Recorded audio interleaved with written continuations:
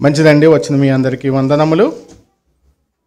సిద్ధపాటు వాక్యముగా మూలవాక్యముగా ఒక మాట జ్ఞాపకం చేసుకుందాం.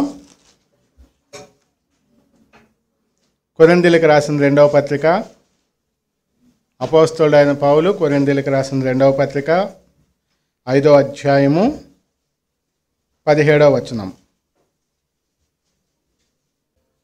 కాగా ఎవడైనను క్రీస్తునందున్న ఎడల వాడు నూతన సృష్టి, పాతవి గతించెను, ఇదిగో క్రొత్తవాయెను.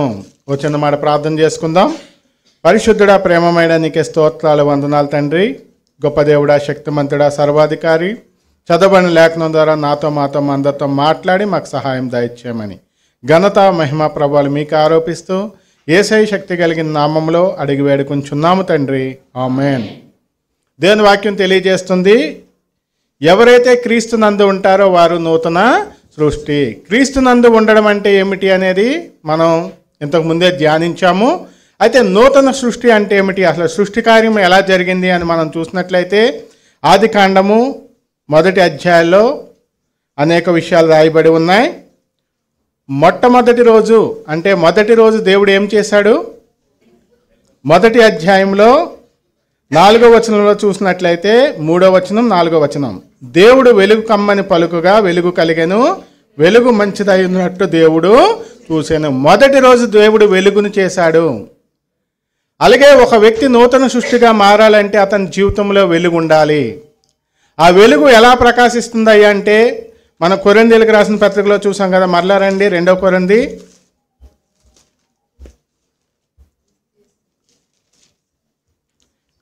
4వ అధ్యాయము 5వ వచనం.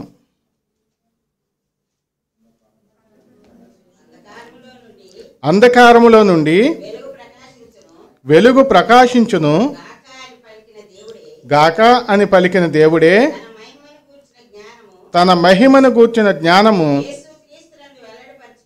యేసుక్రీస్తునందు వెల్లడిపరచుటకు మా హృదయములలో ప్రకాశించెను. ఒక వ్యక్తి నూతన సృష్టిగా మారాలంటే అతని జీవితంలో సువార్త వెలుగు రావాలి.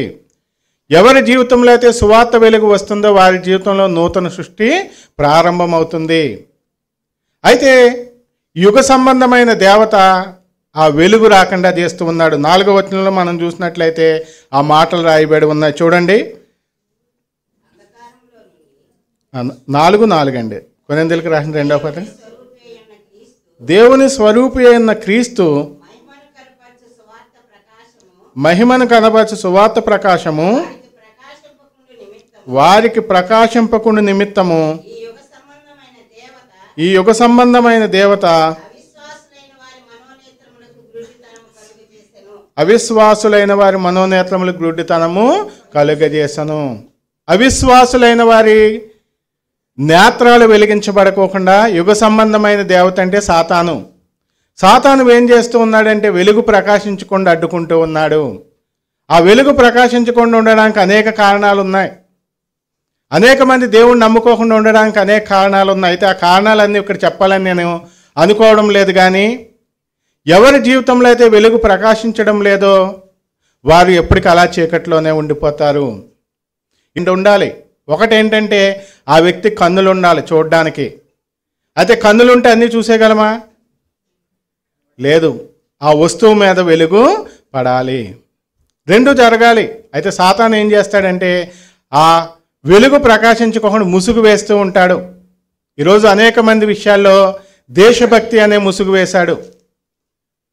యేసుక్రీస్తు ప్రభు ఎవరో తెలియదు. అలాగే ఒకసారి మహాత్మా గాంధీ గారు అన్నారు, భారతదేశంలో నిజమైన క్రైస్తవుడు నాకు ఇప్పటివరకు కనిపించలేదు. నిజమైన క్రైస్తవుడు కనుక నాకు ఎదురైతే నేను క్రైస్తవుని అయిపోతాను అన్నాడు ఆయన. కానీ అవ్వలేదు. ఎందుకు అవ్వలేదు అంటే ఇదే కారణం. అనేక మందికి యేసుక్రీస్తు ప్రభు అంటే ఇష్టం ఉన్నది, కానీ వారి జీవితాల్లో వెలుగు ప్రకాశించుకోకుండా అడ్డుకునేవారు కూడా ఉన్నారు. ఆ కారణాన్ని బట్టి వారు మొట్టమొదటిగానే సతికిలి పడిపోతూ ఉన్నారు. కానీ నీ జీవితంలో, నా జీవితంలో, మన జీవితంలో యేసుక్రీస్తు ప్రభు సువార్త ప్రకాశం వచ్చింది కాబట్టి మనందరం కూడా మొదటి మెట్టు ఎక్కాము. అయితే ఇక్కడ ఉన్నవారు అందరూ మొదటి మెట్టు ఎక్కారంటే తెలియదు నాకు. అది మీరే చెప్పుకోవాలి. మీరు ఏ మెట్టు మీద ఉన్నారో. మొత్తం 7 మెట్లు. విజయానికి 100 మెట్లులా కాకుండా నూతన సృష్టి కావడానికి 7 మెట్లు ఏంటనేది దేవుని వాక్యంలో చూద్దాం. ఆ 7 మెట్లలో మీరు ఎక్కడున్నారో మిమ్మల్ని మీరు పరీక్షించుకోండి. ఆ పరీక్ష మీకు మీరే చేసుకోవాలి, స్వపరీక్ష. అయితే మొదటి మెట్టుగా మనం చూసాం, వెలుగు ప్రకాశించే మొదటి రోజు దేవుడు ఏం చేశాడు? వెలుగుని చేశాడు. అలాగే ఒక వ్యక్తి జీవితంలో నూతన సృష్టిగా మారాలంటే అతని జీవితంలో సువార్త వెలుగు రావాలి. రెండో రోజు ఏం చేశాడని మనం చూసినట్లయితే, ఆయన జలముల మధ్యలో ఒక విశాలం కలగజేసి ఆ జలాలను వేరుపరిచాడు. ఈ రెండో అనుభవం ఎక్కడుందంటే మనకు అపోస్తల కార్యములు 2వ అధ్యాయంలో చెప్తాడు. చూడండి, పేతురు గారు అపోస్తల కార్యములు 2వ అధ్యాయము 40వ వచనం.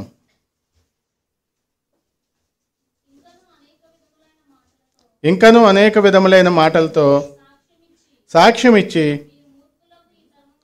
మీరు మూర్ఖులకు ఈ తరం వారికి వేరై రక్షణ పొందుడని వారిని హెచ్చరించెను. చాలండి. రెండవ మెట్టు లేదంటే రెండవ రోజు జరిగిన సృష్టి.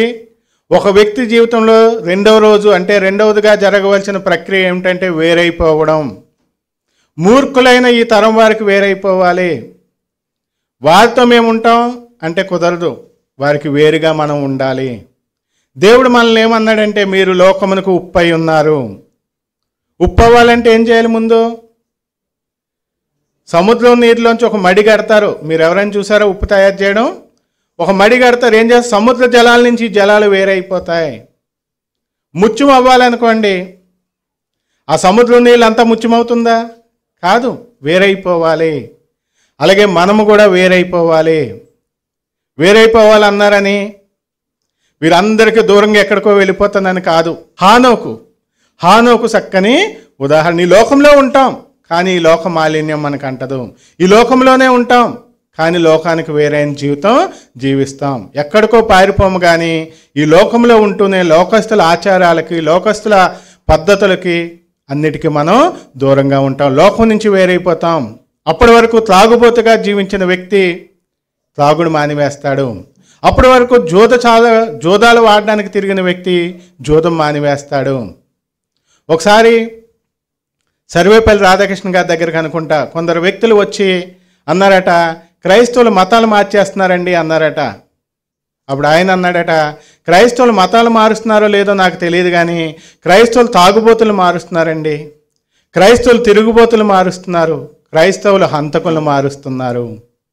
నిజమే, ఒకప్పుడు అలా జీవించిన వారే తర్వాత వారి నుంచి వేరైపోతూ ఉన్నారు. ఒకప్పుడు మనందరం కూడా చీకటై ఉన్నవారమే. ఎప్పుడైతే వెలుగులోనికి వచ్చామో వెలుగు క్రియలు మనం చేస్తూ ఉన్నాం, పాపపు క్రియలను విడిచిపెట్టేస్తూ ఉన్నాం.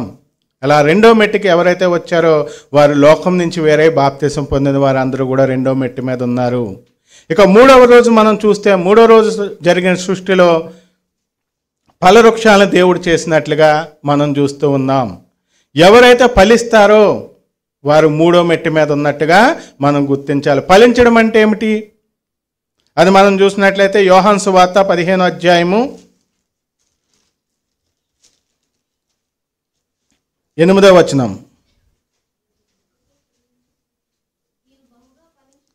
మీరు బహుగా ఫలించటం వలన నా తండ్రి మహిమపరచబడును. చాలండి. ఫలవంతమైన జీవితం ఎవరైతే జీవిస్తూ ఉన్నారో వారు మూడో రోజు సృష్టిలో మూడో మెట్టు మీద ఉన్నారు. వారిని బట్టి దేవుని నామానికి మహిమ వస్తుంది. ఆ ఫలవంతమైన జీవితం 4వ మెట్టుతో కలిపి మనం ధ్యానించుకుందాం. 4వ రోజున ఏం జరిగింది? 4వ రోజున దేవుడు సూర్యచంద్ర నక్షత్రాలను చేశాడు. ఎవరైతే 4వ మెట్టు మీద ఉన్నారో వారు సూర్యచంద్ర నక్షత్రాల వలె ఉంటారు. ఎవరయ్యా ఈ నక్షత్రాలంటే మనం క్రిస్మస్లో ధ్యానిస్తూ ఉంటాం కదా. దానియేలు గ్రంథము 12వ అధ్యాయము చదవండి చేసిన వారు. బుద్ధిమంతులైతే ఆకాశ మండలంలోని జ్యోతులను పోలిన వారై ప్రకాశించెదరు. చాలండి. తర్వాత ఇంకా రాశారు చూడండి, నీతి మార్గమును అనుసరించి నడుచుకున్నట్లు ఎవరు అనేకులను త్రిప్పుదురో వారు నక్షత్రముల వలె నిరంతరము ప్రకాశిస్తారు. ఇక్కడ నక్షత్రాలు అవ్వాలంటే ముందుగా ఏం చేయాలంటే ఫలించాలి. అందుకే 3, 4 కలిపి ధ్యానిద్దాం అనేది. మన జీవితంలో ఫలవంతమైన జీవితం లేకుండా మనము గనక సువార్త చెప్తే అది ఫలించదు. మనమే తప్పు మార్గంలో నడుస్తూ, మనమే మారు మనసు సరిగ్గా లేకుండా ఉంటూ వేరే వ్యక్తికి చెప్పామనుకోండి, ఆ సువార్త ఫలించదు. అందుకే దేవుడు ఏమన్నాడంటే మత్తయి సువార్తలో, మీరు లోకమునకు వెలుగై ఉన్నారు. మన వెలుగు వారి ముందు ప్రకాశింపజేయాలంటే ముందుగా మనం ఏం చేయాలంటే మన జీవితాన్ని మార్చుకోవాలి. మంచి ఫలాలు మనం ఫలించాలి. మంచి ఫలం ఫలించడం అంటే మన అందరితో దెబ్బలాడి గొడవపడి ఇంటి దగ్గర చుట్టుపక్కల వారితో వారికి సువార్త చెప్పామనుకోండి, వింటారా? విననే వినరు. దొంగతనాలు చేస్తూ సువార్త చెప్పామనుకోండి, వింటారా? వినరు. ఒక వ్యక్తికి దేవుడు మంచి స్వరం ఇచ్చాడు, నడిపించు నానావని పాట పాడుకుంటూ వెళ్తున్నాడు. వెళ్తుంటే మేమందరం అబ్బాయి ఎంత అద్భుతంగా పాడుతున్నాడు అంటే మా అక్కగారి ఊర్లో జరిగిందే. సరే బయటికి వెళ్ళి చూసేటప్పటికి ఫుల్గా తాగేసి రోడ్డు మీద ఆ చివరికి ఈ చివరికి వెళ్ళిపోతూ నడిపించు నానావ అంటున్నాడు. దేవుడు నడిపిస్తాడండి ఆయన నావని? అది ఉపయోగం లేదు. ఎంత మంచి స్వరం అయినా ఉపయోగం లేదు. అలాగే ఇంతకు ముందు కూడా తెలియజేశాను, ఒక ఆయన వనమూలికలు అమ్ముతూ ఉన్నాడట. ఈ వనమూలికలు కొనుక్కోండి, ఈ వనమూలికలు కొనుక్కుంటే మీకు ఒత్తైన జుట్టు వస్తుంది, ఆ తెల్ల జుట్టు నల్లగా అయిపోతుంది అని చెప్పి అంటూ ఉంటే అందరూ వస్తున్నారట, చూస్తున్నారు, ఎవరు కొనడం లేదు. ధర కూడా చాలా తక్కువే, 10 రూపాయలు మాత్రమే అంటున్నాడు. అది లోపు ఒక వ్యక్తి అక్కడికి వెళ్ళాడు. ఏంటి ఎవరు కొనడం లేదంటే ఆయన ఒక్క వెంట్రుకలే తల మీద. ఎవరు కొంటారండి? అలాగే మన జీవితాల్లో కూడా చాలామంది అలాగే ఉంటారు. వారు బ్రతుకులు మార్చుకోరు. మంచి మంచి పాటలు పాడతాడు, వాయిద్యాలు వాయిస్తారు, కానీ వారు చెప్పే సువార్త ఫలించదు. సూర్యుని వలె మనం వెలగాలంటే, లోకానికి వెలుగివ్వాలంటే, లోకం ముందు మనం ప్రకాశించాలంటే ముందుగా మనం ఫలించాలి. యథార్థతలో ఫలించాలి, ప్రార్థనలో ఫలించాలి, నీతి జీవితంలో ఫలించాలి. మన జీవితాన్ని మార్చుకుని అప్పుడు వేరే వారి దగ్గర మన వెలుగు ప్రకాశించాలి. అందుకే 4వ మెట్టు మీద ఎవరయ్యా ఉన్నారా అంటే, ఎవరైతే సువార్త చెప్తూ ఉన్నారో, ఎవరైతే అనేక మందిలో దేవుని వాక్యాన్ని విరజిల్లుతూ ఉన్నారో వారు ఆ మెట్టు మీద ఉన్నారు. అయితే 3వ మెట్టు మీద ఫలించుకోకుండా 4వ మెట్టు మీదకి ఎవరైనా జంప్ చేస్తే ఆ సువార్త ఫలించదు. అందుకే ఈరోజు అనేక మంది డిబేట్లు చేస్తున్నారు తప్పితే, పేరు సంపాదించుకుంటున్నారు తప్పితే కానీ ఆత్మలు సంపాదించలేకుండా ఉన్నారు. అనేక మంది చెప్తూ ఉంటారు, డిబేట్లు చేస్తూ ఉంటారు, ప్రసాదాల గురించి అంటారు, అదంటారు, ఇదంటారు, ఏదేదో చెప్తారు. కానీ ఎన్ని ఆత్మలు రక్షించావు బాబు అంటే గుండు సున్నా, ఏమీ ఉండదు. మొన్న ఒక ఆయన అంటున్నాడు, దశంభాగాలు ఎవరో తీసుకోకూడదంటే ఆయన విలేకరు తెలుగు తక్కువ వాళ్ళు ఉంటారండి, వాళ్ళు చాలా తెలివైన వాళ్ళు. నువ్వు మరి దశంభాగాలు తీసుకోకుండా, కానుకలు తీసుకోకుండా విమానాల మీద ఎలా తిరుగుతున్నావు అని అడిగాడు ఆయన ఆ సేవకుడిని. ఏం చెప్తాడు? అందుకని ఫలింపు జీవితం ఉండాలి, అప్పుడే సువార్త ఫలిస్తుంది. ఇక 5వ మెట్లోనికి మనం వచ్చినట్లయితే, 5వ మెట్లో చూడండి ఏం చేశాడు దేవుడు. 5వ రోజున చేసిన సృష్టి ఏమిటి?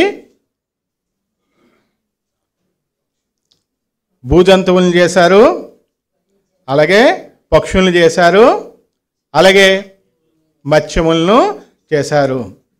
ఈ మత్స్యము అనేటప్పటికి లేదంటే నీటిలో చలించే జీవి, విశ్వాసికి సూచనని ప్రతి ఒక్కరికి తెలుసు. దాని గురించి మనం ఇంకెవరించిన అవసరం లేదు.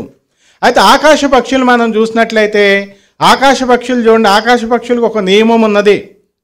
ఏ వస్తువు అయినా కూడా మనం పైకేస్తే ఏమవుతుంది? అది కిందే పడుతుంది. ఒక పిల్లవాడు, చదువుకునే పిల్లవాడు అనుకున్నాడట, ఆ న్యూటన్కే బుద్ధి లేదు, యాపిల్ పైనుంచి కింద పడితే తీసుకు తినాలి కానీ ఎందుకు పడిందని ఆలోచిస్తాడా అన్నాడట. ఆయన ఆలోచించబట్టే కదా గురుత్వాకర్షణ శక్తి, గ్రావిటీ గురించి ఒక సిద్ధాంతం వచ్చింది అని. అలాగే ఏ వస్తువైనా చూడండి, ఎంత పైకి ఇచ్చినా మళ్ళీ ఏం చేస్తుంది? భూమి మీద పడదు. అయితే ఆకాశ పక్షులు చూడండి, ఏం చేస్తాయి ఆకాశ పక్షులు? గురుత్వాకర్షణ శక్తిని ఎదిరించి వాటికి లోబడకుండా పైన ఎగురుతూ ఉంటాయి. విశ్వాస జీవితం ఆకాశ పక్షిని పోలి ఉన్నది. మనం ఆకాశ పక్షిని చూసినట్లయితే, వర్షాలు వచ్చేటప్పుడు చాలా జీవులు, కాకులు ఇవన్నీ ఏం చేస్తాయంటే ఎక్కడ నీడుందని పరుగులు తీస్తూ ఉంటాయి. అయితే ఈగలు, గ్రద్దలు ఏం చేస్తాయంటే ఎప్పుడు కూడా పరుగులు తీయవు, ఎక్కడైతే మేఘాలు ఉన్నాయో వాటి పైకి వెళ్ళి ఎగురుతూ ఉంటాయట. అలాగే యుద్ధం చేసేటప్పుడు కూడా ఒకసారి ఒక కాకి వచ్చి ఒక గ్రద్దను పొడుస్తూ ఉందట. గ్రద్దను పొడుస్తూ ఉంటే ఆ గ్రద్ద టైం వేస్ట్ చేసుకోలేదు. ఆ కాకితో ఏం చేసిందంటే ఇంకా ఎత్తు వెళ్ళింది. ఎంత ఎత్తు పైకి ఎత్తు వెళ్ళిపోతే ఇంకెళ్ళగలదా కాకి? వెళ్ళలేదు. మనం 5వ రోజు సృష్టిలో తెలుసుకోవాల్సింది ఏంటంటే మన సమయాన్ని వృధా చేసుకోకూడదు. మనం ఎవరమంటే మనం ఆకాశంలో విహరించే వాళ్ళం. మన అడ్రస్ ఎక్కడుందని అంటే ఉన్నతమైన స్థలాల్లో ఉన్నది. ఉన్నతమైన స్థలాల్లో ఉన్న మనం ఈ భూలోక విషయాల్లో ఎప్పుడు కూడా సమయాన్ని వ్యర్థం చేసుకోకూడదు. అందుకే దేవుడు ఏం చేశాడంటే ఒకటే రోజు పశువుల్ని చేశాడు, అదే రోజున ఆకాశ పక్షుల్ని చేశాడు. అదంతా వివరించడానికి సమయం చాలదు. కానీ ఒక విషయం మాత్రం మీరు గుర్తుపెట్టుకోండి, ఎప్పుడు కూడా మనం ఈ లోక విషయాల్లో సమయాన్ని వ్యర్థం చేసుకోవద్దు. ఎవరైనా విమర్శిస్తున్నారు అనుకోండి, వారి దగ్గర నుండి సమాధానం చెప్తే మనం ఓడిపోయినట్టు. ఒకసారి ఒక అడవిలో ఒక గాడిదకి ఒక పులికి వాదం వచ్చిందట. ఆ గాడిద వచ్చి అందట గడ్డి నీలంగా ఉంటుంది అందట. పులి అందంట లేదు గడ్డి పచ్చగా ఉంటుంది అని చెప్పిందట. 3 రోజులు వాదించుకున్నాయట రెండు. సరే మనతో కాదు, తీర్పు తీర్చాలంటే సింహం ఉంది కదా మృగరాజు, ఆయన దగ్గరికి వెళ్దాం అని రెండు కలిసి ఆయన దగ్గరికి వెళ్తే సింహం అందట పులికి శిక్షిస్తున్నాను, 3 రోజులు నువ్వు ఎవరితో మాట్లాడుకోండి, వెళ్ళి గుహలో కూర్చుందంట. గుహలో కూర్చోమని చెప్పిందట. 3 రోజుల తర్వాత పులి వచ్చి ఇదేం అన్యాయం రాజా, గడ్డి పచ్చగానే ఉంటుంది కదా అంటే అవును పచ్చగానే ఉంటుంది, అదేంటి మరి నాన్న శిక్షించారు అంటే వాడు చెప్పాడంట గాడితో నువ్వు మాట్లాడడమే తప్పు, అది 3 రోజులు నీ పనులన్నీ మానుకుని వాదం పెట్టుకోవడం ఇంకా తప్పు, అందుకే నీకు శిక్ష చేశాను, ఆ కలర్ గుంచుగా శిక్ష అని చెప్పిందట. మన ఆత్మీయ జీవితంలో కూడా అంతే, ఊరికే పక్కింటి వాళ్ళతో వీళ్ళతో వాదాలు పెట్టుకోకండి. దేవుడు ఎవరు, దేవుడి విషయాలు సువార్త చెప్పడం వదిలేయడం అంతే. మేము సువార్త ప్రకటించడానికి వెళ్ళినప్పుడు అనేక మంది కూర్చొని మాట్లాడదాం అంటారు. మేము ఒకటే చెప్తాం, తప్పించుకుని వెళ్ళిపోతూనే ఉంటాం. ఎందుకంటే మా విజయం వాళ్ళని వాదించి నెగ్గడం కాదు, వాళ్ళని గెలిచినా కూడా మేము ఓడిపోయినట్టు అక్కడ. ఎందుకంటే మేము అన్ని పనులు మానుకుని దూర ప్రాంతం వెళ్ళి వాళ్ళ దగ్గరే కూర్చుంటే మిగతా నశించిపోయే ఆత్మలకు సువార్త చెప్పేది ఎవరు? అతను అనుకుంటాడు మాతో మాట్లాడలేక పారిపోయారని, అనుకోనివ్వండి, నష్టమేమీ లేదు. అతను గెలవడం కాదు, మా విజయం ఎక్కడుందంటే సువార్త ప్రకటించడమే మా విజయము. అలాగే మనము కూడా ఎవరో ఏదో అన్నారని వాళ్ళకి దాన్ని నిరూపిస్తూ కూర్చుంటూ బైబిల్లో ఈ తప్పు ఉంది ఆ తప్పు ఉంది, మన దేవుడిగా తెలియజేశారు కదా అబ్రహాం మావాడా మీవాడా, ఇవన్నీ అవసరం లేదండి. అబ్రహాం గురించి మనకెందుకు, చాలా మంచి వాక్యం చెప్పారు దేవుడి గారు. అబ్రహాం గురించి ఎందుకు వాదన? అబ్రహాము మోరియా పర్వతం మీదకి వెళ్ళాడు, ఇస్సాకుని తీసుకెళ్ళాడు, ఇస్సాకో ఇస్మాయేలో కూడా మాకు అవసరం లేదు, కానీ బదులుగా అక్కడ ఎవరు మరణించారు ఆయన వైపు మీరు చూడండి. చాలామంది అంటారు మిమ్మల్ని చూడాలి వాళ్ళని చూడాలి, గాంధీ గారికి చేసింది కూడా తప్పే, నేను క్రైస్తవులు చూసి మారుతానన్నారు. బైబిల్ ఏమని చెప్తుంది? మనుషుల వైపు మీరు చూడకుండా నా వైపు చూడండి. యేసుక్రీస్తు వైపు చూసి ఎవరైనా యేసుక్రీస్తులు తప్పు ఉందని చెప్పగలగాలండి. అది యేసుక్రీస్తు ప్రభు చాలా నీతిగా జీవించడమే కాదు, తన భక్తులు తప్పు చేస్తే బైబిల్లో రాయించాడు. నోవాహు గురించి గొప్ప విషయాలు రాయించిన ఆయనే నోవాహు మొత్తుడై ఉన్నాడని రాయించాడు.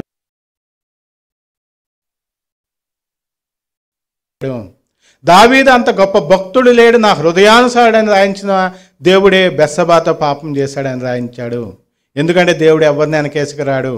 ఎందుకంటే దేవుడు చెప్పేది వాళ్ళని చూసి వీళ్ళని చూసి కాదండి, నన్ను చూసి రక్షణ పొందండి, నేను పరిశుద్ధుని అని చెప్పాడు దేవుడు. అంతేగాని ఆ భక్తుల చరిత్రలు చూడమని కాదు, భక్తుల్లా చేయమని కూడా కాదు. ప్రతి ఒక్కరిలో బలహీనతలు ఉంటాయి, కానీ మనుషుల్లో ఉన్న బలహీనతలు తీసివేయడానికే నేను వచ్చానని దేవుడు తెలియజేశాడు. 5వ రోజు బెట్టు మీదకి ఎవరైతే వచ్చారో వారందరూ కూడా ఎవరయ్యా అంటే లోకాన్ని జయించిన వారు. అందుకే యోహాను రాసిన మొదటి పత్రికలో యేసుక్రీస్తు ప్రభు అంటారు కదా, నేను లోకమును జయించాను, మీరు కూడా లోకాన్ని జయిస్తారు. మనం లోకాన్ని జయించిన వారు అవ్వాలంటే ఎప్పుడు అవుతాం? 5వ మెట్టు మీదకి వచ్చినప్పుడు అవుతాం. సాధారణంగా వాక్యం అందరికీ ఒకటే చెప్తాం కాబట్టి సండే స్కూల్ అనుకోండి 3 బ్యాచ్లో 4 బ్యాచ్లో చేస్తారు, కానీ వాక్యం చెప్పేటప్పుడు అందరికీ కలిపే చెప్పాలి. కాబట్టి వాక్యం చెప్పేటప్పుడు మీరు మీ వాక్యం ఏదో మీరు తీసుకోవాలి. మీరు క్రీస్తు సైనికులు అన్నామనుకోండి, రక్షణ లేని వారుండి నేను క్రీస్తు సైనికుని అనుకోవడానికి వీల్లేదు. నువ్వు క్రీస్తు సైనికుడు అవ్వాలంటే 5వ మెట్టు వరకు రావాలి. జయించేవాడిగా ఉండాలంటే 5వ మెట్టుకు వచ్చిన వారే అర్హులు. ఇంకా వెలుగే ప్రకాశించుకోకుండా నేను క్రీస్తు సైనికుడిని అనుకోవడానికి లేదు. పాటలైతే పాడుకోవచ్చేమో కానీ క్రీస్తు సైనికులు కాలేము. ఈ 5వ మెట్టు మీద మనం క్రీస్తు సైనికులుగా లోకాన్ని జయించిన వారిగా ఉంటాం. అలాగే 6వ మెట్టు విషయంలో చూసినట్లయితే 6వ మెట్టులో దేవుడు ఏం చేశాడంటే తన పోలికగా మానవుణ్ణి చేశాడు. ఈ 6వ మెట్టు మీదకి ఎవరైతే వస్తారో వారు క్రీస్తు పోలికగా మారిపోతారు. ఈరోజు లోకంలో చాలామంది చెప్తూ ఉంటారు యేసుక్రీస్తు మనలాంటి వాడే అని. అది సంపూర్ణ సత్యం కాదు. సంపూర్ణ సత్యం ఏంటంటే మనం యేసుక్రీస్తు ప్రభువులా మారాలి, అంతేగాని యేసుక్రీస్తు ప్రభు మనలాంటి వాడని మనం అనుకోకూడదు. మనం యేసుక్రీస్తు ప్రభువులా మారాలంటే ఏం చేయాలి? యేసుక్రీస్తు ప్రభువులా మనం ఆలోచించాలంటే ఏం చేయాలి? యేసుక్రీస్తు ప్రభువులా జీవించాలంటే ఏం చేయాలని మనం ఎప్పటికప్పుడు ఆలోచించుకోవాలి. మనం చేసే ప్రతి పనిలో కూడా యేసుక్రీస్తు ప్రభువే కనుక ఇక్కడ ఉంటే ఏం చేస్తాడు అనేది ఆలోచించుకోవాలి. క్రైస్తవుడికి ఏ ఆజ్ఞలు లేవండి. ఇజ్రాయేల్ ప్రజలకు ఆజ్ఞలు ఉన్నాయి, కానీ క్రైస్తవుడికి ఆజ్ఞలు లేవు. అందుకే పౌలు గారు అంటారు కదా, నాకు అన్ని విషయాల్లో కూడా స్వాతంత్రం ఉన్నది. మనకి దేవుడు అంతా ఈజీగా ఇచ్చేశాడు. అయితే అనొచ్చు ఒక విషయం, మరి అన్నీ చేయొచ్చా అంటే సింపుల్గా ఆజ్ఞ ఉన్నదని మానేసేవాడు నిజమైన క్రైస్తవుడు కాదు. మరలా చెప్తున్నాను, గమనించండి జాగ్రత్తగా. ఆజ్ఞ ఉన్నది అని మానేసేవాడు నిజమైన క్రైస్తవుడు కాదు. ఎలాగంటే టీచర్ ఉన్నదని అల్లరి చేయని వాళ్ళు గుడ్ స్టూడెంట్లు కాదు. టీచర్ ఉన్నా లేకపోయినా అల్లరి చేయని వారే గుడ్ స్టూడెంట్. అలాగే క్రైస్తవుడు అనేవాడు ఆజ్ఞ ఉందని మానేయడం కాదండి, నా యేసయ్య నా ప్లేస్లో ఉంటే ఎలా చేస్తాడు అనుకునేవాడే నిజమైన క్రైస్తవుడు. అలా యేసుక్రీస్తు స్వారూప్యంలోకి మారేది ఎక్కడయ్యా అంటే 6వ మెట్టు మీద మారుతాం. 6వ మెట్టు మీద ఉన్నవారు మాత్రమే ఈ మాట చదువుకోవాలి. ఫిలిప్పీయులకు రాసిన పత్రిక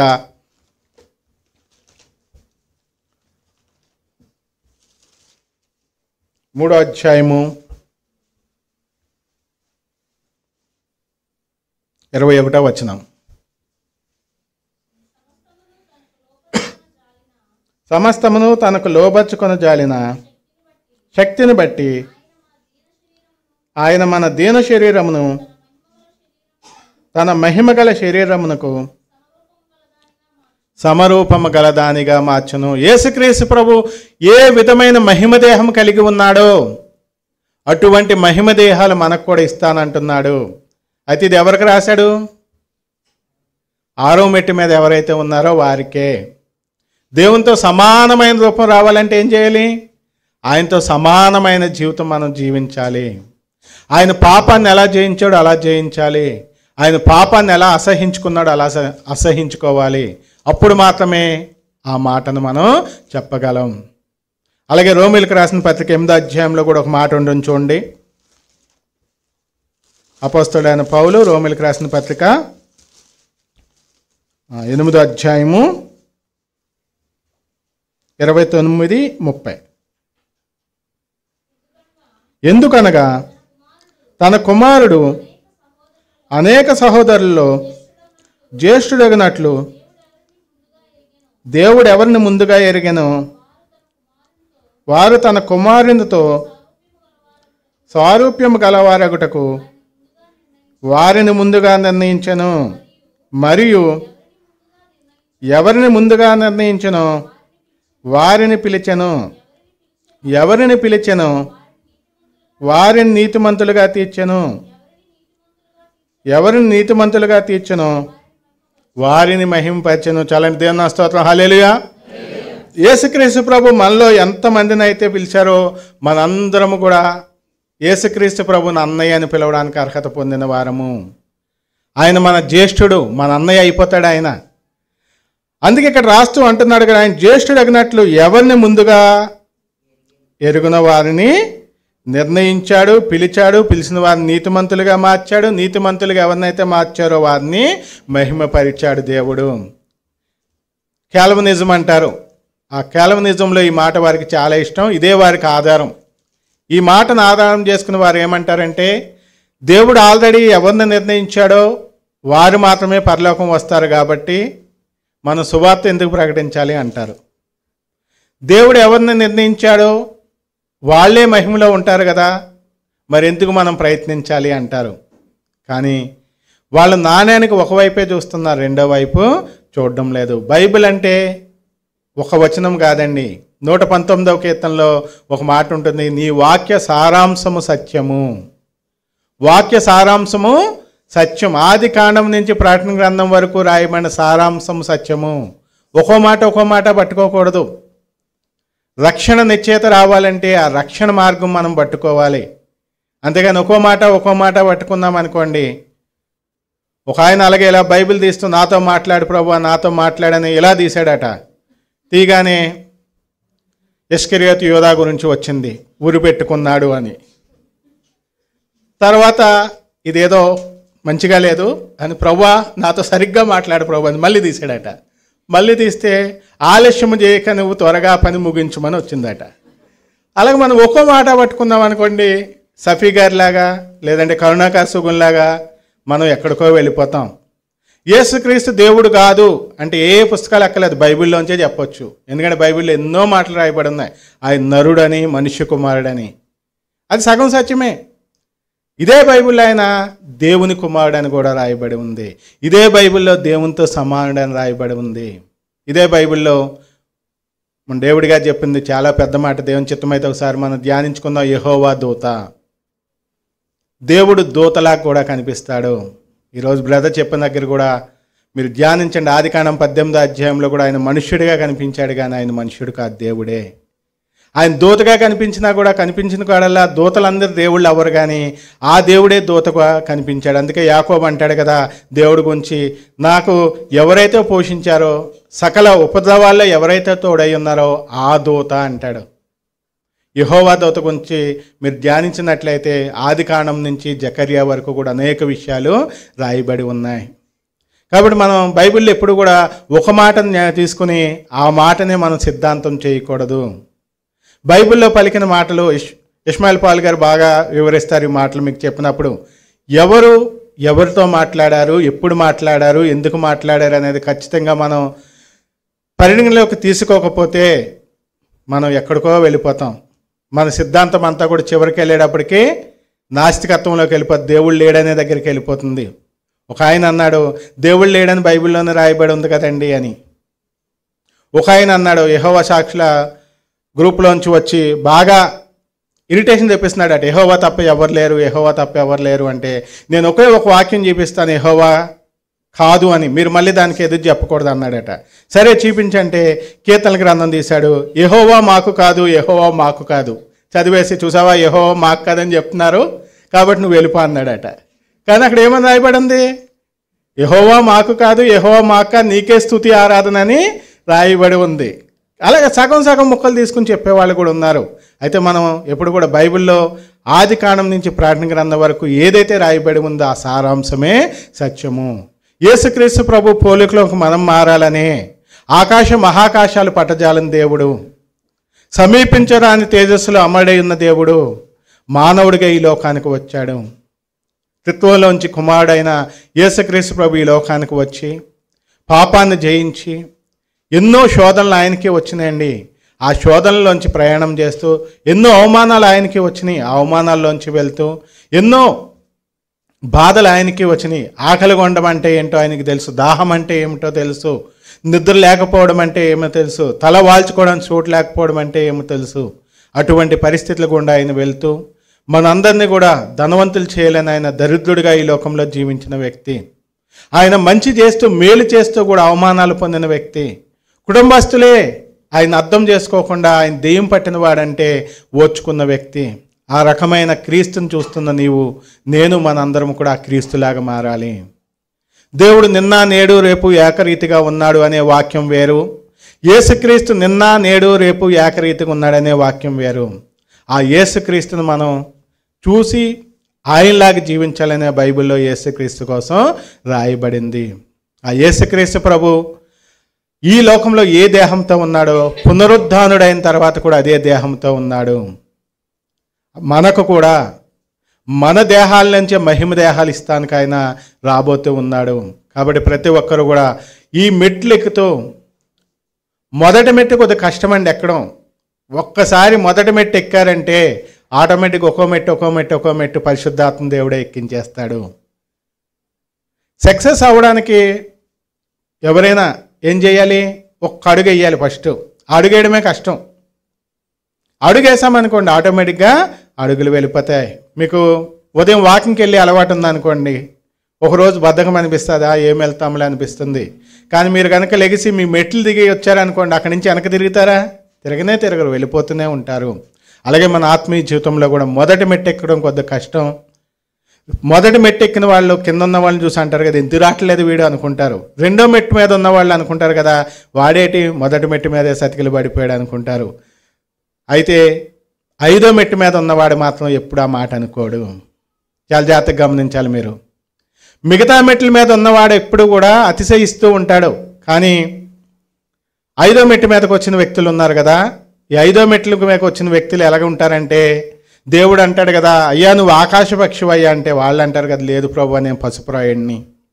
అగూరు అనే వ్యక్తి అంటున్నాడు, ప్రవక్తవయ్యా అని దేవుని వాక్యం చెప్తుంటే ఆయన అంటాడు కదా, నేను పశుప్రాయుడిని అయ్యా, నాకు దేవుడి గురించి జ్ఞానం లేదయ్యా అంటాడు. అలాగే చాలామంది మీరు చాలా గొప్పవారు అన్నారనుకోండి, లేదండి మాదేముందండి అంటారు. వాళ్ళందరూ ఎక్కడున్నారంటే 5వ మెట్టు మీద ఉన్నారు. 2వ మెట్టు మీద ఉన్న వాళ్ళు నాలాంటి వాళ్ళు ఉంటారు కదా, వాళ్ళు ఎగిరెగిరి పడుతుంటారు. నేను ఎంత పరిశుద్ధుని అనుకున్నావు, నేను ప్రార్థన చేస్తే, నేను వాక్యం చెప్తే, నేను ఏదో చేస్తే, వీళ్ళంతా ఎక్కడ కిందుండి ఎగురుతూ ఉంటారు.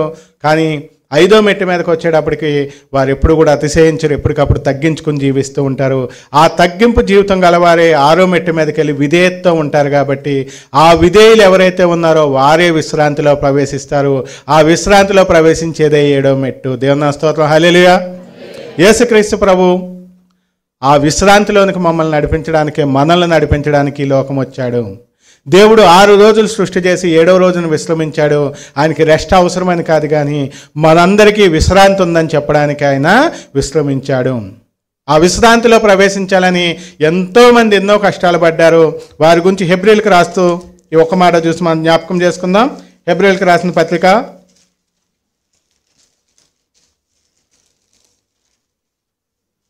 4వ అధ్యాయము 6వ వచనం నుంచి రాయబడి ఉంది. చదవవసరం లేదు, కానీ 6 నుంచి 11 వరకు చూడండి. 11వ వచనం నేను చదువుతాను. కాబట్టి అవిధేయత వలన వారు పడిపోయినట్లుగా మనలో ఎవడనూ పడిపోకుండా ఆ విశ్రాంతిలో ప్రవేశించుటకు జాగ్రత్త పడుదము. మనందరి గురి ఒకటే, మనం విశ్రాంతిలో ప్రవేశించాలి. ఆ విశ్రాంతిలో ప్రవేశించాలంటే ఇజ్రాయేల్ ప్రజలు ఏమనుకున్నారంటే 6 రోజులు కష్టపడి 7వ రోజున విశ్రాంతి పొందాలనుకున్నారు. ఈరోజు కూడా అనేక మంది విశ్రాంతి దినాన్ని ఆచరిస్తూ ఉన్నారు, కానీ ఎవరు కూడా విశ్రాంతిలో ప్రవేశించలేదు. యెహోషువ వారిని కనాను నడిపిస్తూ ఉంటే వీరందరూ అనుకున్నారు, మోషే లేడు, ఇప్పుడు యెహోషువ మమ్మల్ని నడిపిస్తాడు అనుకున్నాడు, కానీ అప్పటికీ కూడా వారు విశ్రాంతిలో ప్రవేశించలేదు. అందుకే యేసుక్రీస్తు ప్రభు మత్తయి సువార్త 11వ అధ్యాయం 28వ వచనంలో చెప్తున్నాడు, ప్రయాసపడి భారం మోసుకొనిస్తున్న సమస్త జనులారా నా యొద్దకు రండి, నేను మీకు విశ్రాంతి కలుగజేస్తాను. ఒక వ్యక్తి విశ్రాంతి పొందాలంటే ఎక్కడ పొందగలడంటే యేసుక్రీస్తు ప్రభువులోనే పొందగలడు. యేసుక్రీస్తు ప్రభువులో ఉన్నవారు మాత్రమే విశ్రాంతిలో ప్రవేశించగలరు. ఎవరైనా చనిపోతే మనం ఫ్లెక్సీలో పెడతాం విశ్రాంతిలో ప్రవేశించారని, మన సాటిస్ఫాక్షన్ కోసం. ఈ లోకంలో కూడా చాలామంది అంటారు కదా, స్వర్గస్థులైనారని చింతిస్తున్నాము. స్వర్గస్థులైతే మరి చింతించడం దేనికి అంటే వారికి తెలుసు వారు స్వర్గానికి వెళ్ళలేదని. మనం కూడా వాళ్ళు ఎలాంటి వాళ్ళైనా బాగోదులే అని చెప్పి విశ్రాంతిలో ప్రవేశించారని చెప్తాం. కానీ ఎవరైతే క్రీస్తునందు ఉంటారో వారు మాత్రమే విశ్రాంతిలో ప్రవేశిస్తారు. ఆ విశ్రాంతి అనేది ఒక రోజు కాదండి. ఈ విషయం తెలియక ఇప్పటికీ అనేక మంది విశ్రాంతి దినం అని విశ్రాంతి దినం వెనకాల పెరిగెడుతూ ఉన్నారు. 7th డే అడ్వెంటిస్టులని, యెహోవా సాక్షులని, అలాగే ఈ మధ్యన వచ్చిన తల్లి సంఘం, పరమ యెరూషలేము సంఘం, ఇవన్నీ కూడా విశ్రాంతి దినం నిలిచి ఉంది అంటున్నారు. కొంతమంది తెలియని పాస్టర్స్ ఏమంటున్నారంటే విశ్రాంతి దినం శనివారం కాదు ఆదివారమే అంటున్నారు. అందుకే సునీల్ బ్రదర్ వాక్యం చెప్పేటప్పుడు 3-4 సార్లు చెప్తున్నారు ఆ మాట, ఎందుకంటే మీరు కన్ఫ్యూజ్ అవుతారేమని. విశ్రాంతి దినం శనివారమే, ఆదివారానికి మార్చబడలేదు. అయితే విశ్రాంతి దినాన్ని ఆచరిస్తున్నామని చెప్పేవాళ్ళు కూడా ఈరోజు విశ్రాంతి దినం ఆచరించడం లేదు. ఎందుకు అంటే విశ్రాంతి దినం మొదలయ్యేది ఎప్పుడు అంటే శనివారం కాదు, శుక్రవారం సాయంత్రం 6 గంటలకు విశ్రాంతి దినం ప్రారంభమవుతుంది. మనం సువార్తల్లో చదివినట్లయితే మీకు ఆ విషయాలు అర్థమవుతాయి. విశ్రాంతి దినం అనేది ఎప్పుడు కూడా యూదుల క్యాలెండర్ వేరు, ఇప్పుడు మనం ఫాలో అయ్యే క్యాలెండర్ వేరు. అందుకే చూడండి, క్రిస్మస్ ఎప్పుడు కూడా డిసెంబర్ 25 అంటే 25నే వస్తుంది, మార్పు లేదు. కానీ గుడ్ ఫ్రైడే యూదుల క్యాలెండర్ వేరు, మన ఇప్పుడు ఫాలో అయ్యే క్యాలెండర్ వేరు. సూర్యమాన క్యాలెండర్, చంద్రమాన క్యాలెండర్ అంటారు. భారతదేశం కూడా చంద్రమాన క్యాలెండరే ఫాలో అయ్యేవారు. చాలామందికి తెలియక ఏప్రిల్ 1 వచ్చిందంటే ఏప్రిల్ ఫూల్ అని తిరుగుతూ ఉంటారు. అసలు ఏప్రిల్ ఫూల్ అనేది ఎందుకు వచ్చిందంటే ఇదే కారణం. ఒకప్పుడు కొత్త సంవత్సరం ఎప్పుడు చేసుకునేవారంటే మార్చి నెలలో చేసుకునేవారు, మనం ఉగాది చేసుకున్నట్లుగా. అయితే మనం ఇప్పుడు ఫాలో అయ్యే క్యాలెండర్ వచ్చిన తర్వాత జనవరి 1 చేసుకోవడం మొదలుపెట్టారు. అయినా కొంతమంది మారలేదు, మార్చిలోనే చేసుకుంటుంటే వీళ్ళందరూ ఏం చేసేవారంటే వారికి బాక్సులు మంచి కలర్ఫుల్ బాక్సులు తెచ్చి అందులో ఏమీ పెట్టకుండా ఉత్తి బాక్స్ వాళ్ళకి పంపించేసి వాళ్ళు ఓపెన్ చేసిన తర్వాత ఏప్రిల్లో కొత్త సంవత్సరం చేసుకుని ఫూల్స్లారా ఇప్పుడు కాదురా ఏప్రిల్ అని చెప్పేవారు, ఇప్పుడు కాదు కొత్త సంవత్సరం అని చెప్పేవారు. అలాగొచ్చింది. అది తెలియక ఈరోజు చాలామంది ఉగాది చేసుకునే వాళ్ళు కూడా ఏప్రిల్ ఫూల్ చేస్తూ ఉంటారు, వారికి చరిత్ర తెలియక.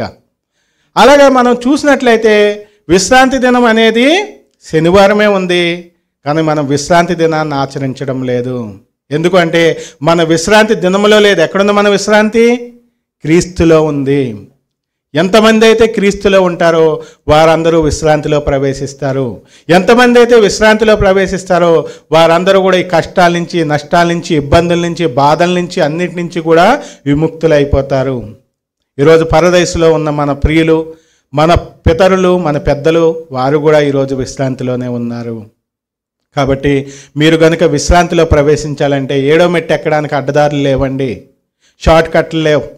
7వ మెట్టు ఎక్కాలంటే ఏం చేయాలి? ఖచ్చితంగా మొదటి మెట్టు నుంచి ప్రారంభించవలసిందే. నేను విశ్రాంతిలో ప్రవేశిస్తాను అంటే మొట్టమొదటిగా ఏం చేయాలి? సువార్త వినవలసిందే. మరొకసారి గుర్తు చేసుకుని ముగించుకుందాం. ఏం చేయాలండి? మొట్టమొదటి మెట్టు ఏంటి? దేవుడు ఏం చేశాడు? మొదటి రోజు వెలుగుని చేశాడు. కాబట్టి సువార్త వెలుగు మన జీవితంలో, మన హృదయంలో వెలిగించబడాలి. 2వ మెట్టు మూర్ఖులకు, ఈ తరం వారికి వేరైపోయి మనం రక్షణ పొందాలి. 3వ మెట్టులో ఫలించడం, మనం ఆత్మఫలము, ఫలాలు కాదండి, ఆత్మఫలం ఫలించాలి. 4వ మెట్టులో మనం దేవుని ప్రకాశాన్ని, దేవుని వెలుగుని లోకానికి చూపించాలి. మన సత్క్రియల వలన మనం ప్రకాశిస్తూ ఉండాలి. అలాగే 5వ రోజు ఆకాశ పక్షుల వలె మనం భూ ఆకర్షణ జయించినట్లుగా ఈ లోకంలో ఉన్న పద్ధతులన్నీ జయించి మనం పైకి ఎగిరిపోతూనే ఉండాలి.